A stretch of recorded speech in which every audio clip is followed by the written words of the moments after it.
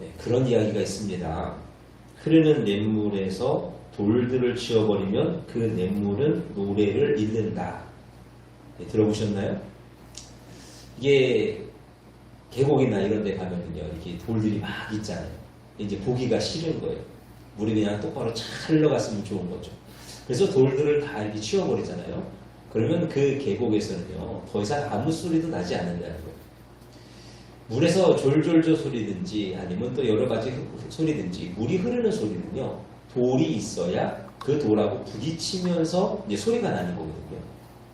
이게 무슨 말이냐면 우리 인생이 그렇다는 거예요.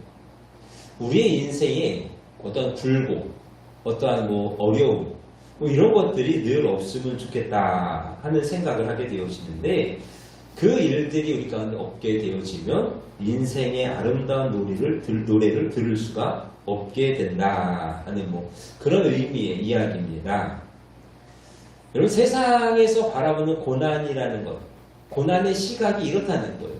무조건 고난은 피해야 되고 고난은 안 되고 이렇게 이야기하는 것이 아니라 세상에서도 그 고난을 통하여서 아름다운 무엇인가를 우리가 얻을 수 있지 않겠는가 하는 그런 이야기를 한다는 거죠. 하물며 우리 신앙의 사람들에게 있어서 이 고난이라는 것은 과연 무엇일까 하는 것이죠. 세상의 사람들도 주어지는 고난을 바라보면서 그 안에서 좋은 것을 발견하고 긍정적인 것을 이야기하고 있는데 우리는 하나님을 믿노라 이야기하고 우리 아침에도 말씀 나눴잖아요. 모든 것들을 주관하시고 모든 것들을 이끌어 가신 하나님이라고 고백하면서 우리는 과연 그 고난이라는 것을 어떻게 바라볼 수 있어야 되는가? 오늘 함께 읽으신 출애굽기 1장의 말씀을 보니 그런 내용들이 나와요. 지금 이스라엘 백성들이 고난을 당하더라는 것이죠. 이들이 왜 고난을 당합니까? 그냥 열심히 살았을 뿐이에요. 그냥 열심히 밥 먹고 열심히 일하고 그냥 열심히 그냥 애 낳았어요. 그냥 열심히 살았잖아요. 근데 오히려 그 일이 이들에게 이제 고난이 되어집니다. 어떤 그러한 일들. 그럴 때에 우리는 이 대답을요, 12절에서 찾게 되어지는 것이죠. 그러나 학대를 받을수록 더욱 번성하여 퍼져 나가니. 학대를 받을수록, 고난을 받을수록, 그러나 오히려 번성하더라 하는 것. 이것이 과연 어떤 의미를 갖고 있는지 우리 시간 함께 하나씩 말씀을 좀 나눠보려고 합니다. 첫째로 고난은 성도를 강하게 한다 하는 거예요. 토인비라고 하는 사람이 있어요. 토인비, 이제 역사학자인데요. 그 사람이 도전과 응전이라는 이론을 통해서 이런 이야기를 합니다. 시련을 통해 자신을 강인하게 담금질하면 할수록 자신의 인생은 더 풍요로워진다 하는 의미예요. 그러니까 온실 속에서 자란 그러한 사람들보다 온실 속의 화초보다는 오히려 산전수전 다 겪은 사람이 강하다라는 것이죠. 그래서 성도가 당하게 되어지는 고난도 바로 이와 같다는 거예요. 우리가 사단의 세력 가운데 싸워 이기든지 또는 더 성숙한 신앙의 경지에 이르든지 하나님께서 어느 가운데 이루시고자 원하시는 바를 이루시기를 위하시는 하나의 섭리라고 하는 것이죠. 그럼 요셉, 또 요셉 이야기를 할게요. 자, 요셉이요, 아버지에게 많은 사랑을 받은 사람이잖아요. 다른 형제들은 다 전쟁하러 나갑니다. 그럼에도 불구하고 이 요셉은 아버지의 곁에서 채색옷을 입고 그저 거기서 평안하여 살아가는 거예요. 그러니까 온실 속에 자라는 화초와 같은 사람이 요셉이었잖아요. 그런데 여러분, 그런 요셉의 모습, 그런 요셉의 상태에서 과연 하나님이 그를 통하여서 이루고자 하시는 그 일, 하나님께서 요셉을 통하여서 이스라엘 백성들만이 아니라 온 세상을 구원하시고자 하셨던 그 역사, 과연 이루어낼 수 있을까요? 이루어낼 수 없다는 것이죠. 그래서 하나님이 그걸 어떻게 하셨습니까? 광야로 내어 놓으셨다는 거예요. 그 광야에서 이런저런 훈련을 받고 단련이 되어지니 이제는 하나님의 그 큰 역사, 유대인이 아니 이스라엘만이 아닌 온 나라, 온 세계를 구원하고자 하는 그 하나님의 역사를 온전히 이루어낼 수 있는 그런 하나님의 사람이 되어졌다는 것입니다. 그러니 이 요셉이 당한 여러 가지 그 고난을 우리가 무엇이라고 이야기하겠어요? 까닭 있는 고난이라고 이야기할 수 있는. 뭐 요셉의 입장에서는 왜 이런 고난을 받아야겠냐? 왜 나한테 자꾸 이런 일이 생기냐? 원망하고 불평할 수 있었겠죠.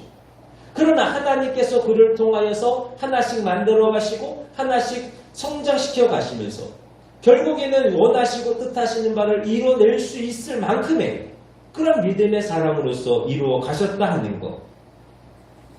사랑하는 성도 여러분, 오늘도 저와 여러분의 삶을 바라보시며 고난을 바라보시며 이와 같은 믿음으로 나아갈 수 있는 은혜가 임할 수 있기를 원합니다.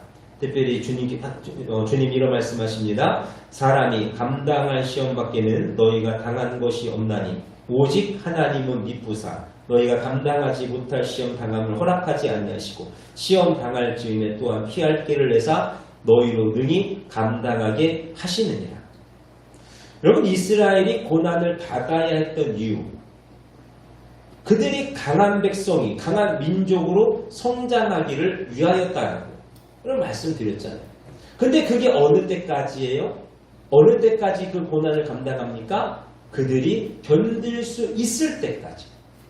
그들이 견디고 견디어내어서 감당할 수 없을 때 하나님께서는 모세를 보내시어서 그들을 인도하여 내셨다는 거죠. 오늘 우리도 마찬가지. 여러분, 하나님께서 우리를요 언제나 어린 아이와 같이 그렇게 남아있기를 원하지 않으신다고 말씀을 드렸잖아요. 장성한 분량에 이르기를 원하신다고 말씀드렸어요. 하나님은 사랑이 많으신 분이시니까 언제나 우리에게 밥 먹여주시고 또 입혀주시고 하시면서 그저 어린 아이와 같이 정말로 우리의 모든 것을 하나하나 다 이렇게 해주실 수도 있어요. 그러나 그러한 사람은요 하나님의 역사를 감당할 수가 없잖아요. 그렇기 때문에 하나님께서는요 이 일을 위하여 우리로 고난 가운데에 처하게 됨을 허락하셨다는 것이죠. 그러나 그 고난을 당하면 그 처하게 되어지는 상황이 언제까지라고요? 우리가 견딜 수 있을 때까지. 여러분, 이것을 믿으셨으면 좋겠어요. 여러분, 고난이 있으십니까? 어려움이 있으십니까? 하나님이 여러분을 성장시켜 나아가기를 원하시는 거예요. 지금보다는 더 자랐으면 좋을 것 같아요. 지금보다는 더 강했으면 좋을 것 같아요. 그래서 앞으로 하나님께서 이루시고자 하는 일, 하나님께서 바라시는 그 일들 능히 감당할 수 있는 귀한 도구들이 되었으면 좋겠어요. 그래서 조금 더 잘하고 조금 더 잘하게 원하셔서 이런 고난도 주시고 저런 고난도 주시고, 근데 하나님 더 이상 내가 감당할 수 없습니다 할 그때에 하나님께서는 구원의 손길을 내미시고 우리로 하여금 온전한 구원으로 인도하여 내시리라 하는 그 믿음으로 나아가는 저와 여러분들이 되실 수 있기를 원합니다. 데살로니가서 3장 3절입니다. 아무도 이 여러 환난 중에 흔들리지 않게 하려 함이라. 우리가 이것을 위하여 세움받은 줄을 너희가 친히 알리라. 하나님이 원하시는 것은요 우리가 흔들리는 것이 아니라 흔들리지 않게 하려 함이라 하신 이 말씀을 더욱 믿으시고, 마음 가운데에 삶 가운데에 어려움이 있으시더라도 지금 이 순간이 내가 강하여지는 순간이리라. 지금 이 순간이 내가 장성하여 나아가는 그러한 시간이리라. 더욱 바라보시면서 세워져 나아갈 수 있는 우리가 될 수 있기를 원합니다. 두 번째로 신앙적인 유익을 가져온다는 것이에요. 학대를 받을수록 더욱 번성하여 가더라 하는 또 그 말의 의미는요, 학대를 받을수록 하나님을 기억하더라는 거예요. 여러분, 이스라엘 백성들을 바라보면서 또 우리를 또 거기서 빗대어 보면서 우리가 늘 하는 이야기, 우리의 연약함을 고백하는 게 있어요. 그게 뭐냐면 하나님의 은혜가 있을 때에는 하나님을 잊어버리고 그러다가 어렵고 힘든 일이 생기면 하나님을 또 기억하게 되어지고, 우리가 고난이라는 것을 바라보면서 특별히 사사기 우리가 말씀을 바라봤을 때에 이스라엘 백성들이 늘 그러잖아요. 하나님께서 도와주셔서 평안하여지며 어느 순간에 하나님을 잊어버리고 세상 것 좋아서 떠나가고 우상을 섬기고 살아가고, 그러다가 이 애는 안 되겠네. 그래서 하나님이 벌하시면 하나님 우리를 살려주시고 우리를 도와주시고 막 하나님 앞에 애걸복걸하면서 나아가서 하나님의 은혜를 잊게 되어지고, 그게 이스라엘이 겪어오던 모든 삶의 반복의 역사잖아요. 우리도 마찬가지죠. 우리도 하나님 은혜 주셔서 평안하여 살아가면 어떻습니까? 그런 마음이 그만큼 간절하세요. 하나님 많이 내가 사랑합니다. 나 은혜 주셔서 감사합니다. 많이 막 간절하시고 애타세요. 마음이 편안해져. 삶이 편안해지고 내 마음이 편안해지고 그럼 신앙도 편안해지고, 그러다가 내 삶에 또 어려움이 다가오고 고난이 다가오면 어떻습니까? 하나님 붙잡고 하나님 매달리고 하나님 아니면 나 죽습니다. 하나님 나 도와주셔야 됩니다. 라고 하며 하나님을 더 기억하여 나아가는 것, 그것이 바로 우리의 인생이다라는 것이죠. 이처럼 하나님께서는요, 고난을 통해서 무엇을 우리에게 주시는가? 하나님을 기억하게 하시는 것. 여러분, 아이가 있어요. 어린 아이가 정말로 미워서 때리는 사람이 있을까요? 내 자녀가 정말로 그냥 믿기만 해요. 하나도 사랑스럽지 않아. 그냥 무조건 믿기만 해서 때리는 부모가 있을까요? 그런 부모는 없을 것 같아요. 하나님도 우리를 바라보시면서 우리를 잘못 삼아주셨을 때에 그 마음이 어떠하실까? 그럼 하나님께서 우리에게 바라시는 마음이 무엇이겠어요? 늘 순전하고 늘 깨끗하고 늘 거룩하여서 하나님 닮아가고 하나님 찾고 하나님 예배하고, 그걸 원하지 않으시겠어요? 근데 우리가 자꾸 딴 길로 조금씩 나아가, 딴 길을 자꾸 생각해요. 다른 것을 찾아요. 그럴 때 하나님께서 어떻게 하시겠습니까? 그냥 두시겠습니까? 그냥 두지 않으시는 거예요. 여러분 기억하세요. 하나님의 부르심에는 결코 후회하심이 없다 그래요. 왜 이 말씀이에요? 두려운 말씀이에요. 하나님이 나를 사랑하시는 것이 후회함이 없으니 나는 구원받음이 100% 확실하구나. 아멘 하는 거죠. 감사한 거예요. 소망이에요. 근데 그 길을 걸어가기 위해서 하나님께서 이런 매를 드시고 저런 매를 드시고 이렇게 책망하시고 이렇게 또 채찍질하시고 결코 부르심에는 후회하심이 없기 때문에 우리로 하여금 이렇게 하나님을 기억하게 하시고 저렇게 하나님을 기억하게 하시고 오늘도 하나님의 뜻을 따라 또 저렇게 하나님의 뜻을 따라 살아가게 하시는 그 하나님의 마음, 그 하나님의 손길을 깨달을 수 있는 저와 여러분들이 되실 수 있기를 원합니다. 그래서 여러분의 삶 가운데 있는 고난의 것이라고 하는 것들, 어려움이라고 하는 것들, 그것들을 하나님의 부르심이라 생각하셨으면 좋겠습니다. 하나님이 나를 때로는 온하게 부르시고 또 하나님이 나를 채찍질로 부르시기도 하시고 때로는 고난을 통하여서 나를 바라보게 하시는 그 하나님의 마음, 이 마음을 오늘도 기억할 수 있는 저와 여러분들이 되실 수 있기를 원합니다. 기억하셔서 하나님을 찾으셔서 하나님의 은혜를 입는 우리가 될 수 있기를 원합니다. 그리고 마지막으로요, 신앙적 단결을 가져오더라는 거예요. 여러분, 그들이요 학대를 받을수록 번성했다라는 이야기는 그만큼 백성들 간에 서로 단결했음을 의미합니다. 하나가 되어줘야죠. 그래야 그 일들을 견뎌내는 거예요. 보세요. 입다라는 사사가 있었어요. 그 입다가 있을 때에 당연히 이제 어려운 일이 있었겠죠. 적군이 쳐들어왔겠죠. 근데 입다가요 앞장서 나아갔어요. 이겼어요. 평화가 왔습니다. 그랬더니 어떤 일이 생긴지 아세요? 서로 시기하는 거예요. 서로 질투하는 거예요. 하나가 안 돼. 나뉘어져. 네가 잘났냐 내가 잘났냐. 네가 나를 서운하게 했냐 네가 뭐가 어때서 나를 이렇게 하냐. 서로 막 싸우려고 하는 거예요. 그런데 항상 대적이 앞에 있고 힘든 일이 앞에 있고 그럼 어떻습니까?